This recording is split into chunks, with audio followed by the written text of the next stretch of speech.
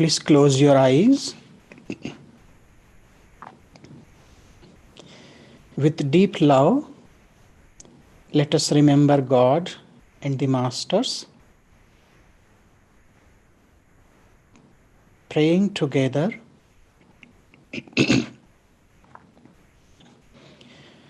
Om Sahana Vavatu Sahanau Bhunaktu Sahaviryam Karavavahai Tejasvinavadhitamastu ma vidvishavahai.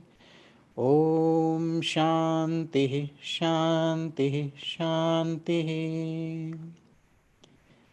May the Divine protect us all. May we enjoy food together. May we attain wisdom through our study and discussion. May there be no conflict among us. May there be more love, peace among us. May the blessings of God and Masters be upon us all. Om. Amen. I bow to one God who is omnipresent. I bow to lineage of Kriya Yoga Masters and all the saints and sages of all times and places. I bow to Gurudev on his Mahasamadhi day. And I bow to each one of you. You are the living power of God.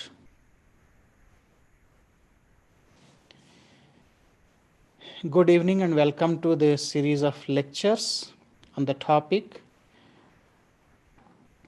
6 Spiritual Treasures. So far, we have discussed 2 qualities of the seeker, 2 treasures we already have in our pocket. First one is Shama, second is Dhamma. Shama, control over the mind. Dhamma, control over the sense organs. In our last class, we have discussed that how control over the mind and control over the senses go together and both help us to move further on the journey of our spiritual life. When we control the senses, although they are extrovert, they are external, but this control must be with complete dedication, not just outer show. And for that reason, in Bhagavad Gita, Lord Krishna has explained very beautifully about this term when he says, Karmendriyani sanyamya ya aste manasa smaran indriyarthan vimudhatma mithyacharah sa uchyate. It is in 3rd chapter, 6th verse. Karmendriyani sanyamya ya aste manasa smaran indriyarthan vimudhatma mithyachara sa uchyate. Meaning is, those who restrain the external sense organs of action while continuing to dwell on the sense objects in the mind certainly delude themselves, and they are to be called hypocrites. So externally they are trying to show that they have controlled the senses, but Mentally, they are still enjoying the objects of senses. So this is not control over the senses. This is not the practice of Dhamma. It is external show. For example, a person having diabetes and telling everybody that I have renounced sweet, but mentally enjoying sweet. I remember a joke about it. There was a sweet shop owner and he wanted to have a cook who could make nice sweets in India. So he gave an advertisement in local newspaper and there is a column wanted. So in the column he has given this ad, confectioner wanted, it was written title, and then in the place of essential qualification required, it was written must have diabetes. Because if he has diabetes, he will not eat while preparing the sweets. However, so control over the senses must be mentally also. Externally, you are regulating the senses, but mentally also have control not to enjoy mentally. In a Purana, there is a beautiful story about two brothers. Their names are mentioned as Tavrata and Suvrata. These two brothers were walking from their house to hear discourse on Srimad Bhagavatam at the temple.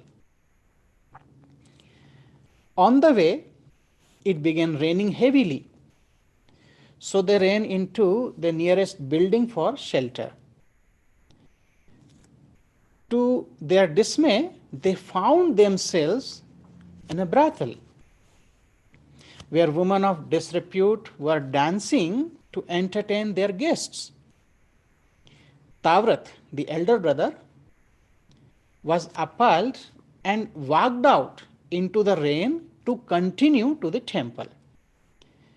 The younger brother Suvrata felt no harm in sitting there for a while to escape getting wet in the rain. Tavrata, the elder brother, reached the temple and sat for the discourse. But in his mind, he became remorseful. Oh, how boring this is. I made a mistake. I should have remained at the brothel. My brother must be enjoying himself greatly there. Now, Suvrata, the younger brother, on the other hand, started thinking, why did I remain in this house of sin? My brother is so holy, his bathing, his intellect in the knowledge of Bhagavatam. I too should have braved the rain and reached there. After all, I'm not made of salt that I would have melted in a little bit of rain. When the rain stopped, both started out in the direction of the other. The moment they met, lightning struck them and they both died on the spot. The messenger of death, Yamadut, came to take Tavrata to hell. Tavrat complained, I think you have made a mistake. I am Tavrat. It was my brother who was sitting at the brothel a little while ago. You should be taking him to hell. And the messenger of death replied, we have made no mistake. He was sitting there to avoid the rain, but in his mind, he was longing to be at the Bhagavatam discourse. On the other hand, while you were sitting and hearing the discourse, your mind was yearning to be at the brothel. Tavrat was doing exactly what Lord Krishna has declared in this verse. Mithyacharah sa uchyate. He had externally renounced the objects of senses, but was dwelling upon them in his mind. This was the improper kind of renunciation. This is not called sense control or dhamma. However, discussing these two qualities, shama and dhamma, now we'll come to the third treasure of a spiritual seeker, which is called uparamaha or uparati. So what is the uparati? Adi Shankar is explaining in next verse. Uparamaha kaha. What is uparamaha? Then he is replying, Swadharma anushtanam eva. Swadharma anushtanam eva. What is uparama? Strict observance of one's own duty. Dharma, here it is translated as duty. We all have our own duties at different stage of our life. So, upa means near, rama means rati, means engrossed. So, simple meaning of uparama or uparati, both are used in same sense or same meaning. Uparama, uparati means withdrawal of senses from the objects. Because these senses, as we discussed from the Kathopanishad mantra, these senses are always running on the road of sense objects to enjoy them. And what is swadharma? Swadharma, observance of the nature of the soul or self. And what is swadharma? Sat Chit Ananda. We'll discuss it in detail. So uparama kaha, what is uparama? Observance, strict observance of one's own duty. What we are supposed to do, when we follow that, then we are practicing uparama or uparati. The root verb is rama. Ramaha, ramate means to enjoy, to play, or to get pleasure. Upa has couple of meanings. Upa means near, as you find in Upanishad. So upa means near, upa means closer to, and upa means also upward. And when it is combined with rati, rati means to love, attach, roaming, or moving. So uparati, one meaning of uparati in yogic practice is urdhvarati. Uparati means urdhvarati, getting joy for higher purpose, or to go or roam upward, or you can say another word is accomplishing one's own duty. To roam or to go upward means always remain in Fontanelle. Today we celebrated Gurudev's Mahasamadhi Day, and Gurudev always reminded, keep your attention in the Fontanelle. He was always pointing like this. So this is urdhvarati, uparati, always go up. When mind is clean with spiritual discipline, then only it goes up. If mind is impure, it goes down. Now another meaning of uparati, upa means near, rama or rati means engrossed. So withdrawal of senses from the objects. The objects of senses are there in the world, but when we withdraw them, we disconnect them from the objects. So that withdrawal of senses from its objects without enjoying, even mentally, is uparati or uparama. Swadharma is observance of the self or nature of self. What is the nature of self or soul? Sat Chit Ananda. Roaming or enjoying is a natural state of mind and senses, because they cannot remain still. They are restless. They always want to distract us. They always want to go into the external world. They are projected. When we try to convince the mind and the senses not to go there or not to go here and there. They will move according to our command or need. Initially it is difficult, but as we get little control, then we can command the senses, we can command our mind. Objects are there, don't go there. Suppose you like to have a particular type of food. So the food is in front of you, but when you have controlled your mind and control your senses, the food is still there, but you will not think of that, you will not look at that, you will not, even the smell is there, but you will not get affected. This is state of uparati. The mouth will speak, the eyes will see, and the ears will want to hear, but still you are not affected. So uparati is the ability to achieve dispassion and discontinuation of religious ceremonies.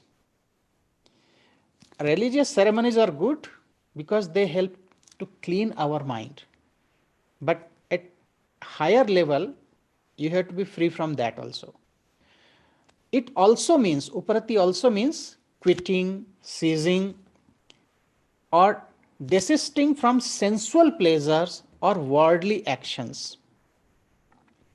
When the mind ceases to function through the external organs, that state is called uparati or uparama. It is the initial stage of detachment. Shri Gurudev used to say, do you think that God has given you sense organs for your destruction and downfall? No, God has given them for your evolution and growth. Use your mind and senses intelligently. So, the third qualification with which one has to be equipped is uparati. This implies a state of mind which is above and beyond all dualities such as joy and grief, liking and disliking, good and bad, praise and blame, which agitate and affect the common man. These spiritual treasures are very important to begin this journey. And these universal experiences can be overcome or negated by means of spiritual discipline or intellectual inquiry. Because there will always be duality. This world is made of duality. So whenever we feel duality, we feel suffering or we feel joy. So we have to go beyond, and uparati means remaining indifferent with these dualities. Man can escape from these opposites and dualities and attain balance and stability through practice. Uparati can be achieved if a person is careful while engaging in day-to-day living to avoid entanglement with and bondage to differences and distinctions. One should free oneself from identifications with castes. Like in India we have 4 classes castes: Brahmin, Kshatriya, Vaishya, Shudra, priest class, warrior class, business class, service class. So even that identification should not be there. So we have to make ourselves free from these identifications of castes or clans like Gotras, or conditions like boyhood, youth, adult, old age, or even genders like masculine or feminine. These are all divisions, and we have to go beyond that when we want to remain in uparama or uparati. When a person succeeds in discarding these identifications and is firmly established in the reality alone, then the person really achieves uparati. So uparati literally means to rest. Stimuli such as form, sound, touch, smell, etc. attract the mind and cause bondage. We become attracted to an object we see. Whenever we see anything, we immediately get attracted to that because we think that there is something very special in it. When discrimination dawns on us, when we realize that they are not permanent and that indulging in such attraction will only bring misery, we will no more be attracted by them. And it is a universal rule that 10% pleasure is associated with 90% pain. Always remember it. You cannot have complete pain or complete pleasure. It is a mixture, but 10 and 90. Only in meditation you are free from both. And such a recess, like when we become free from this attraction to the objects of senses, then only we can say that we are in the state of uparama or uparati. Don't look at the world as the world with worldly eye. Look upon it with the eye of soul as the projection of divine. That's why Gurudev, Guruji always remind to see God in everything. Even in sense organs, there is presence of divinity. Each sense organ is presided by one aspect of divinity. We have to feel that. If you remember, during Kriya initiation, there is purification of chakras, purification of sense organs. And what is the meaning of that? Why do we need purification during initiation? Because when we purify these sense organs, organs of actions, organs of perception, the meaning is that now after initiation, we will perceive divinity through these sense organs. We will not see anything which is dirty, anything which is, will not hear anything which is not good for us. Another meaning is that we will perceive divinity through these sense organs and also let divinity manifest through these sense organs. So don't look at this world with worldly eye. Look at the world as a projection of divine. And this can make one cross the horizon of dualities into the region of one, the absolute.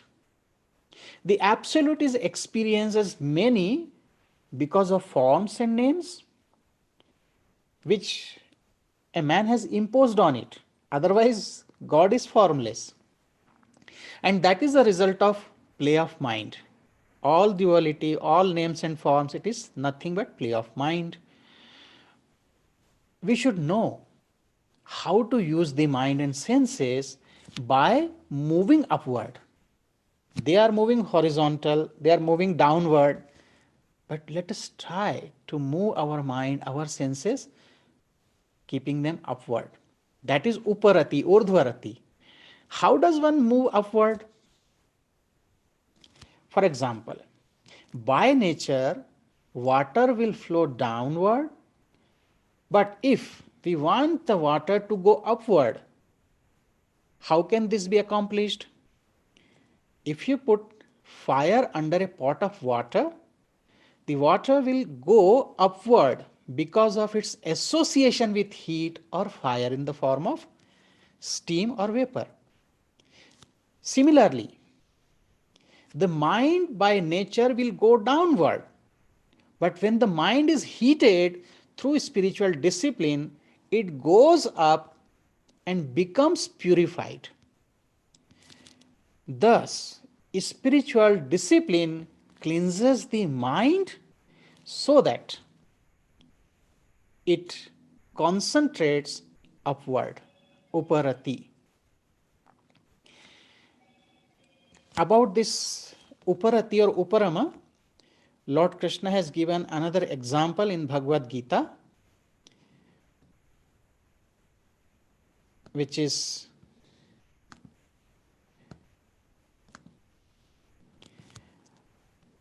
second chapter, verse number 58. Yada sanharate chayam kurmunganiva sarvashaha indriyanindriyarthebhyah tasya prajna pratisthita. When Lord Krishna is explaining to Arjuna about the qualities or the signs of sthita pragya, one who is established in wisdom, who is realized. So he says that one of the signs of a person who has attained realization is this uparati. Yada samharate chayam kurmanganiva sarvashah indriyani indriyarthebhyah tasya pragya pratisthita, means one who is able to withdraw the senses from their objects. This is uparati. An example, just as a tortoise withdraws its limbs into its shell, is established in divine wisdom. Yada sanharate chayam. Don't think chayam means the tea, because in Hindi, tea is known as chaya. So that's not the meaning here. So just like a tortoise withdraws its limbs into its shell, means withdrawing the sense organs from the objects of the senses in the world. This is the quality of a spiritual seeker, uparama or uparati. So uparati promotes inner exploration. In a spiritual path, there are two ways, or when we live in this world, so there are two possibilities. One is called nivratti marga, one is pravritti marga. Pravritti means to get engaged into the worldly activities. Nivratti means to be free from that, path of renunciation. So uparati promotes the inner exploration, which is called nivratti. It is not outer inquiry and activity like pravritti. Along nivratti lies the path of jnana or intellectual inquiry. So when you renounce, when you practice this uparama, you are following the path of knowledge. So you are with intellectual inquiry or through your spiritual discipline. But along the pravritti lies the path of karma, path of action, dedicated activity. So those who are indulged in even in seva activity, selfless service, that is path of action, that is pravritti. You are pravratta, you are indulged, engaged into the worldly activities. Although that is also for cleansing the mind, but nivratti means to be free from all worldly affairs. So uparati or uparama is under the category of nivratti. The sacred activities like rituals and sacrifices, this is path of karma, path of action. We also do fire ceremony, that is path of action. So these sacred activities like rituals and sacrifices laid down in the Vedas cannot confer liberation from bondage to birth and death. They cannot give liberation. They help only to cleanse the mind. That's why from time to time it is good to chant some hymns, to read some scripture, and also to do fire ceremony or some puja, some worship, because that helps our mind to remain in God consciousness. But we should not be overly dependent on that, because that alone cannot give you liberation. It is said that those who are following the path of action or rituals only, they raise to heaven. But heaven too is not a permanent place. It is also a bond. It does not promise eternal freedom. The freedom which makes one aware of the truth, of his own truth, can be gained only through three things: Shravana, Manana and Nididhyasana. These are the 3 steps when we follow spiritual discipline. Shravana. How can we become free? Through Shravana. First thing is Shravana. Shravana means listening to the Guru. In modern time, what is happening? We don't want to listen, but we want to say. We want to speak, but we don't want to listen. If we practice listening carefully, many of our problems will be solved. Before somebody tells, we jump into conclusion and we start telling what we perceive, what we think. We don't want to listen. So through listen, first listen to the master, listen to the teacher intently, what he is telling, what is implied meaning. Then after listening, second step is manana. Manana means ruminating over what he has been telling or what you have listened to. So what you have listened, now you have to contemplate on that. Manana. Another meaning, manana, no mind. Don't put your own mind. Just listen and try to contemplate on the teachings. And then comes the third step, nididhyasana. Nididhyasana means meditating on its validity and significance. So first listen, contemplate, and then meditate upon that. And this is the way one progresses. Only those who have detached their minds from desires can benefit from the teacher. But if you have not developed this detachment, you are still playing with your own mind, you cannot get 100% benefit from the master or guru. Others cannot profit from the guidance even. People come to Guru. I have seen that a lot of people came to Gurudev or our Guruji, but there is no permanent change because their mind still is carrying them into the world and they are not able to get 100% benefit from the teacher. Those who expect and look forward to the fruits of their actions can engage in them until their mind is cleansed. So still if you think that you have expectations, you are looking forward to the fruits of your action, you can engage into activities until the mind is cleansed. And as you attain purification of mind, then you slowly go above these actions, rituals even. After that, the actions are of no value. Once you have attained the purity of mind, so actions if you do, it's fine. If you don't do, it doesn't matter. So one must be ever conscious of the self as pervading and penetrating everything. Because self is luminous, self is all pervading. Self here means soul. When Dhamma is practiced with the help of Uparati, Dhamma means control over the senses. It is practiced with the help of Uparati, means withdrawal of the senses also. And how it is achieved? By the power of discrimination, Viveka. Then it leads to Shama. Means we don't begin directly with Shama, but all these we practice together. So if we combine these two things, control over the senses, not letting it go to the object, and also we try to withdraw them. The object is there, but we will not look at that. So this is leading us to the state of Shama, then mind is pacified. I remember when I was college student, in my 20s, early 20s, my spiritual mentor had given me some practices. One of the practice was not to look at anybody. Anybody means, not to look at opposite gender. It was not so easy because we were youthful and going to the market, I had to practice my mantra in such a way that anybody would pass by me, I would not be able to recognize or I won't look at that. I had to practice and it was a good practice.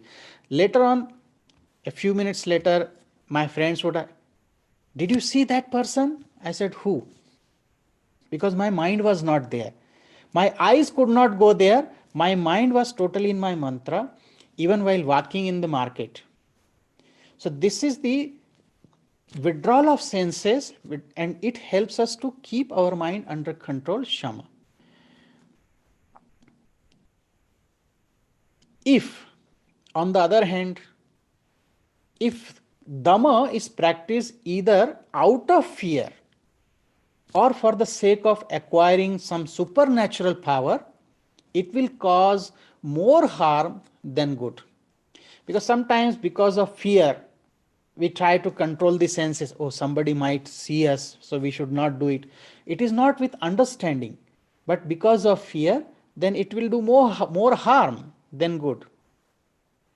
Therefore, only when Dhamma is practiced with the help of Uparati, it will yield favorable results.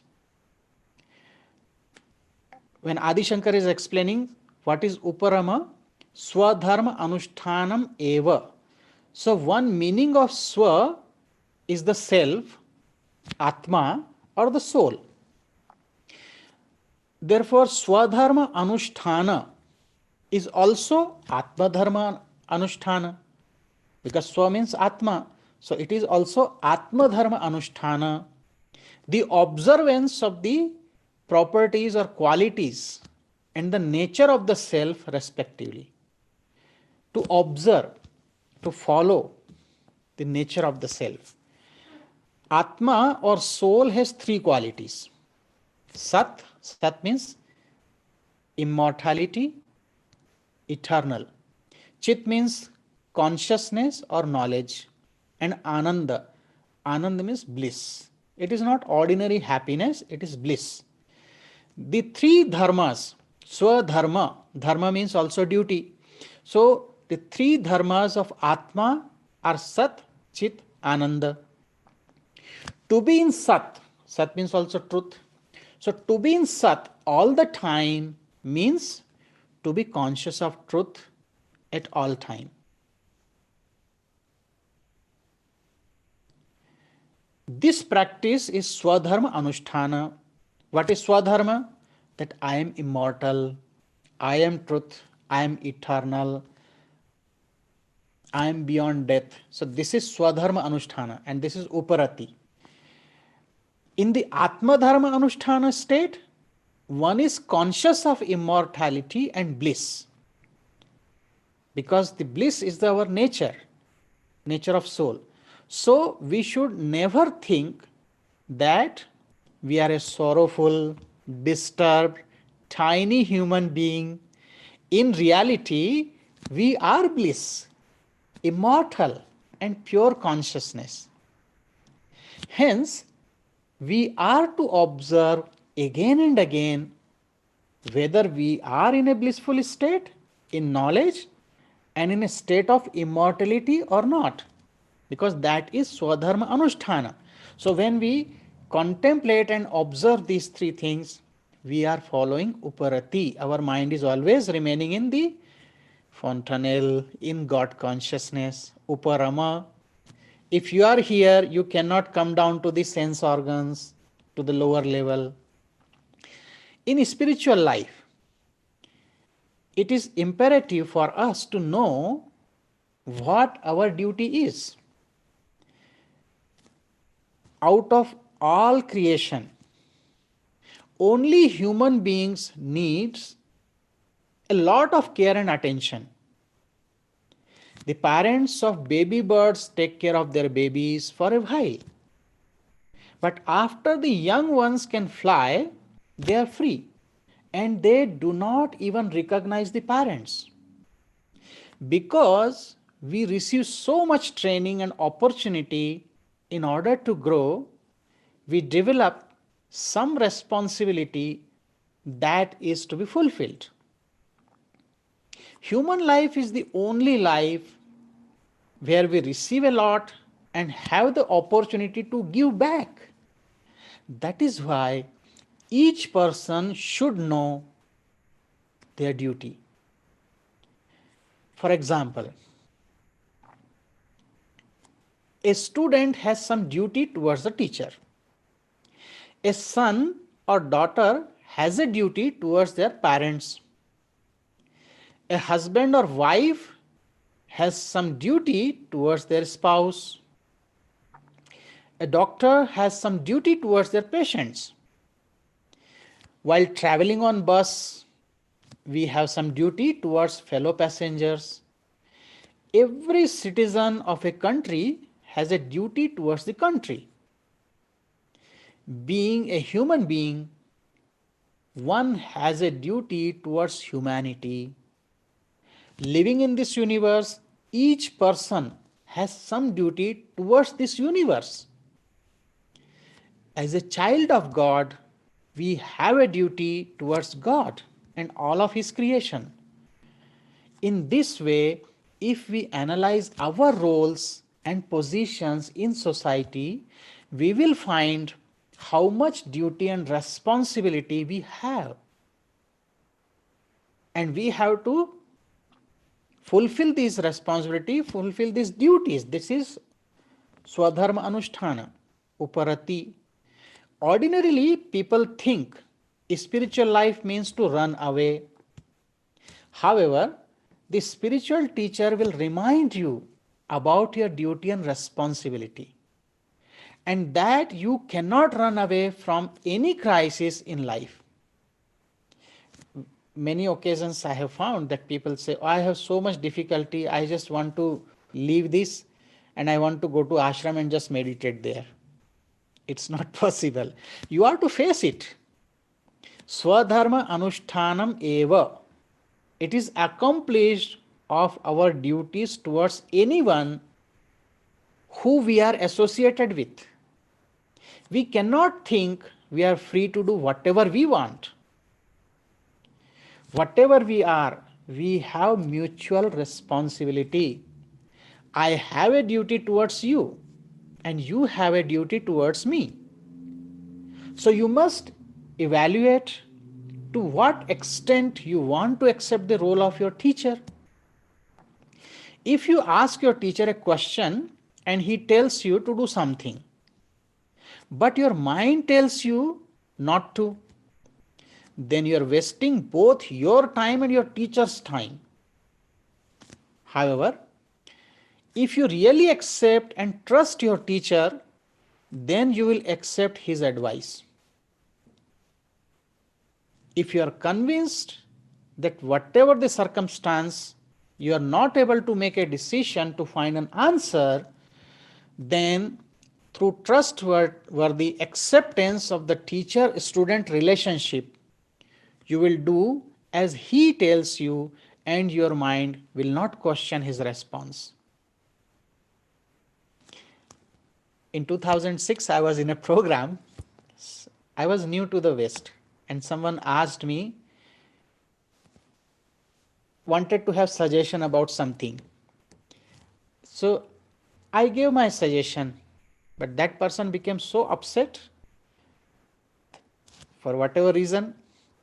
But if you are accepting this teacher-student relationship, then you will do whatever your teacher tells. Otherwise, there is no need to ask. However, so Uparati or Uparama, to move upward, to withdraw the senses from the objects. Remember, the objects of senses will be there because this world is to enjoy.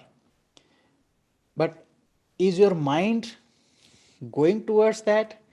Are your senses are carrying you away from the goal of life? So for that you have to practice both. Uparama means withdraw the senses and then you can control them better. So not only controlling, stopping them, but also withdrawing them. Otherwise they will remain with the object and you are having external show that, okay, I have controlled the senses. So they all go together. So this is Uparama, Uparati, and the real meaning of Uparama is to always move up. Let our mind be in God. Let our mind not be in the world. So withdraw it from the world. Just like when we start our meditation, what do? We close the eyes, we roll back the tongue, we start hearing divine sound, means we control all the sense organs. We keep the spine straight. So all the senses, we control them and then We withdraw them from the external world. We focus it, all the focus goes from the world to the body, then from the body to chakras, from chakras to breath, and from breath to beyond breath in Paravastha. So we'll stop here and we'll practice it today. We discussed Shama, Dama, and Uparati. And in the next class, we'll continue our discussion on the fourth qualification of Titiksha. So now we'll meditate.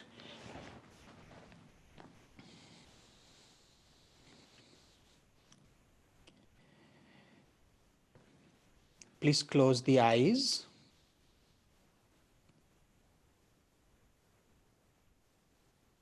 Wherever you are sitting, maintain your spine, your head in a straight line.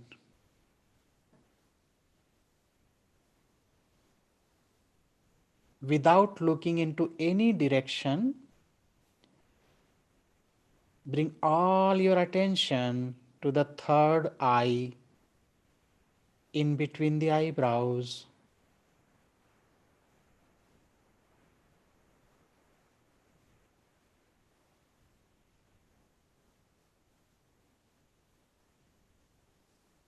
Just feel the space around you.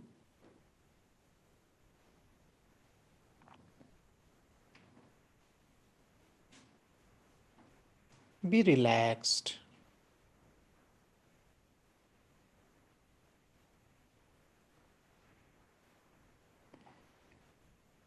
Feel your body.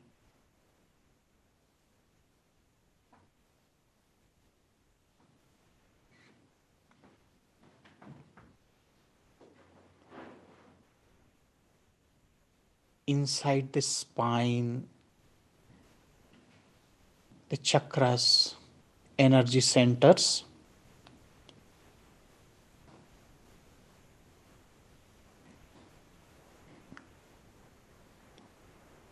You're completely withdrawn from the external world.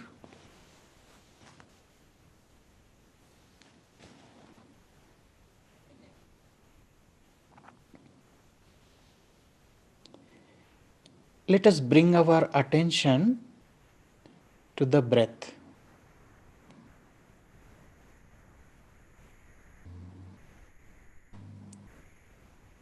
Feel the gentle friction in the nostrils. First, focus on the physical breath, gross breath from the nostrils up to the lungs. Just watch.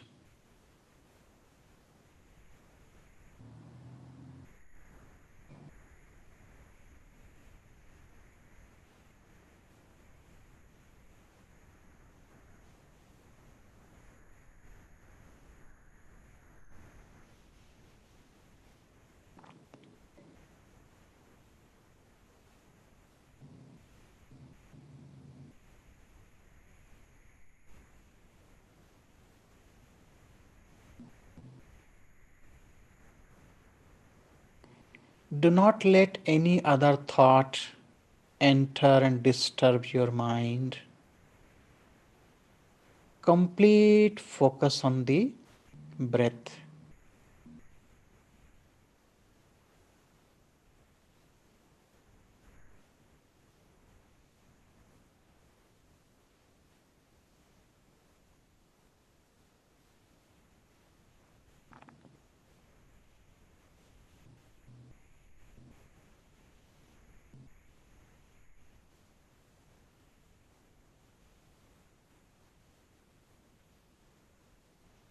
You will feel the breath becomes more rhythmic,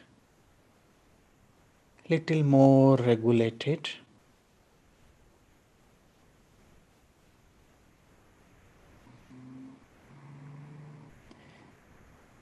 Now we will practice deep breathing pranayama technique to pacify the mind.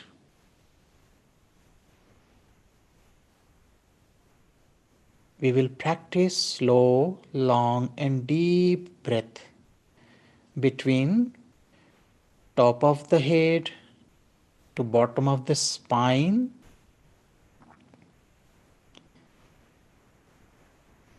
Please inhale slow, long, deep.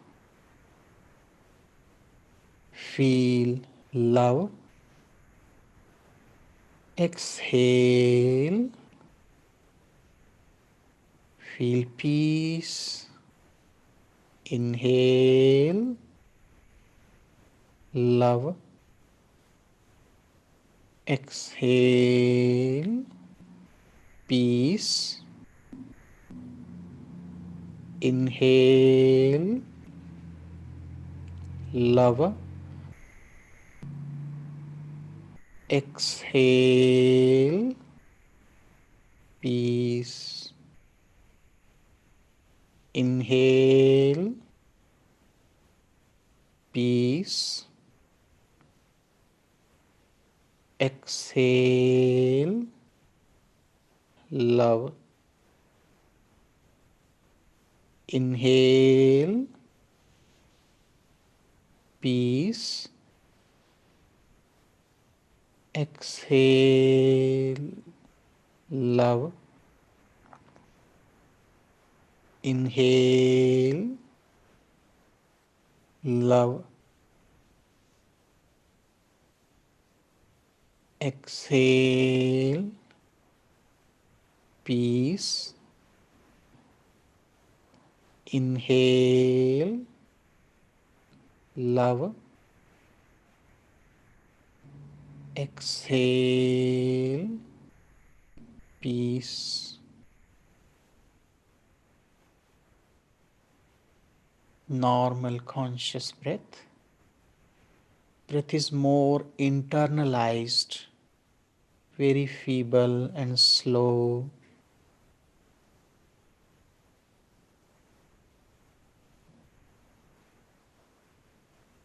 Remain in the cranium. Mind is calm. Be still and experience that you are God.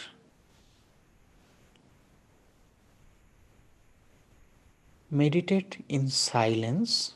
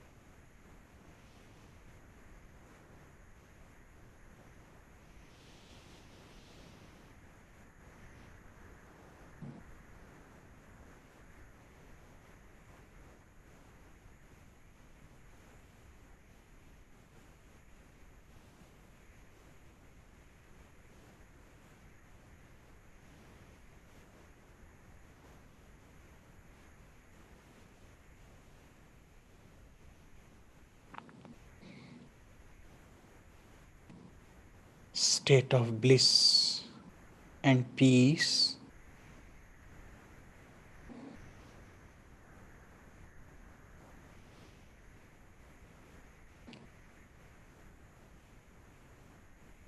Bring your attention in between the eyebrows.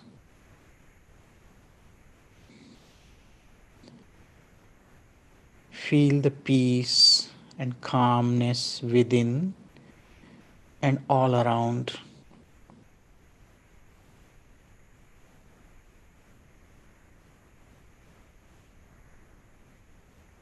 Feel unconditional love,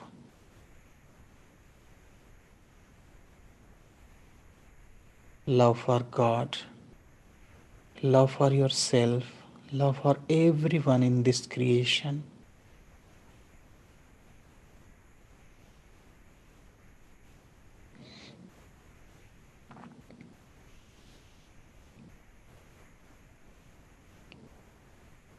Maintain this state of higher awareness, calmness in all your activities.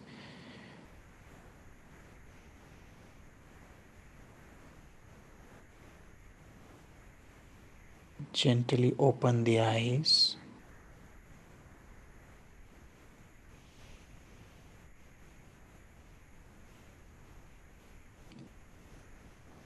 So with closed eyes, we practiced Uparama Uparati, going beyond the senses, beyond mind.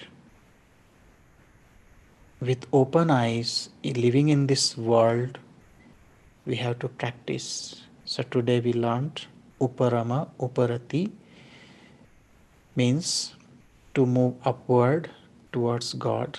Second is to remain in this consciousness of self, Sat Chit Ananda. I am blissful. Nobody can make me unhappy. I am pure consciousness, knowledge. How can I be ignorant? I am eternal. Nobody can destroy me. There is no death for me.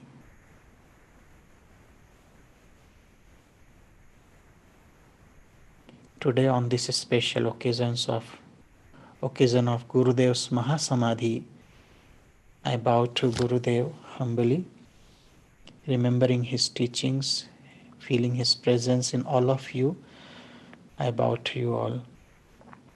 Om Sarve Bhavantu Sukhinah, Sarve Santu Niramayah, Sarve Bhadrani Pashyantu, Ma Kaschid Dukkha Bhag Bhavet.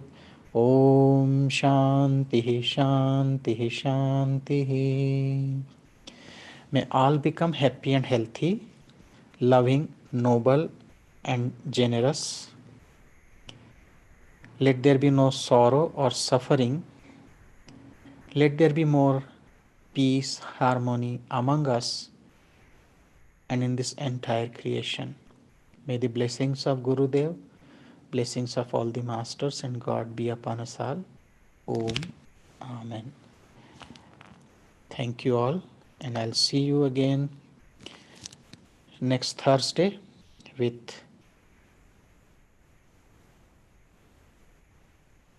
the next quality. There is a question just to tell you, are you also implying Sakshi Bhava? Yeah, Sakshi Bhava, like being a witness, it comes after we have perfected this state of Uparama or Uparati.